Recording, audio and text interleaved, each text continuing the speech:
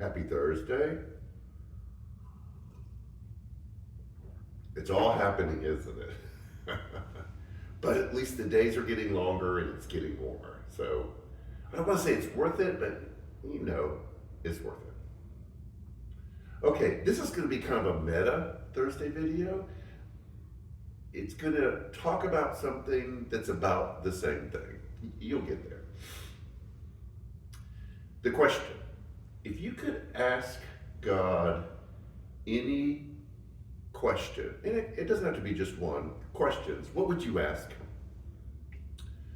What I've discovered is a lot of people want to know some specific things. The big theological one is, why is there evil and suffering? Why do good people go through difficult times? Why does it seem like bad people seem to thrive? But then there's more personal ones. Am I going to be okay? Am I on the right track? Am I doing the right thing? And then there's kind of this bigger one: is like the world going to be okay? Is everything going to be all right? We have these doubts and these struggles that we don't know what to do with, and they bubble up inside of us, and they just come out in the form of a question. Because a question is seeking, it's yearning, it's trying to figure out something that we can't seem to make sense of. Lots of the times. The church hasn't always been friendly toward questions. There's certain denominations that try to squash them, try to suppress them. If you ask questions, you don't have enough faith. You don't believe in the power of God or the goodness of God.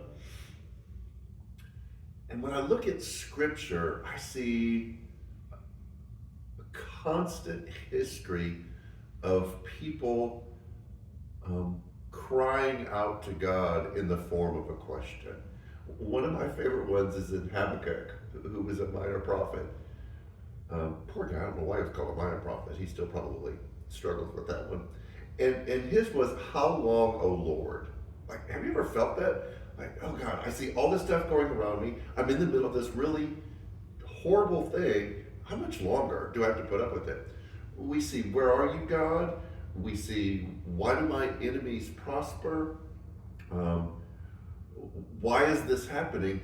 And so I think what Scripture shows us, and this is kind of like, I think, a very important point, that questions aren't doubting God. They're not believing that God is in control because you're asking God those questions. Questions are prayers. It's, God, I'm in this thing. I'm feeling this thing. I don't understand this. I don't know what's going on. I don't have an answer. I need an explanation. And so the prayer is this, what the charismatic church calls the travail. It's the contractions. It's the pain of feeling that the world isn't working right and wanting to understand it, wanting to put some things into place. You know how important questions are to me? They're born out of the life and ministry of Jesus. They're born all through Scripture. So that's why we're starting a series Sunday. What do you need to know? And it's asking the questions that we struggle with, but it's also allowing us to have enough faith in God, to seek God, that we can ask those questions. We can voice those prayers of not understanding, and then begin as a community to search for those things.